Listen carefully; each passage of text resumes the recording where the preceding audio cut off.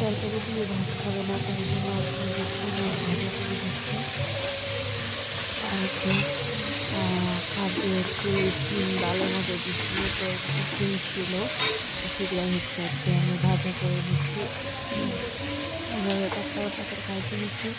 আর করবো হচ্ছে মাছের ঝোল, তো একটা তরকারি দিয়ে তো খাওয়া হবে না, তো এই জন্য দিচ্ছি মাছ ভাজা করে নিচ্ছি, তাহলে দুই তরকারি হয়ে গেল। আমি বেশি কিছু রান্না করবো না, কেউ খাবে না। মাছ নেওয়া হয়েছে, মাছের ঝোল করলে আর অন্যান্য কিছু বেশি খাইতে চায় না। মাছ মাংস থাকলে মাছ মাংসই বেশি খায় মানুষ সবাই, তখন আর সবজি কেউ খেতে চায় না। এই জন্য হচ্ছে এই যে কম সবজি দিয়ে মাছের ঝোল করে নেব। আর যে হলুদ দিয়ে দিচ্ছি ডিম ভাজাতে, তো এই যে যখন ভাজা করার বসে তখন আমি দিয়ে দিই হলুদটা আর লবণটা, তারপরে হচ্ছে ঢাকা দিয়ে দিই।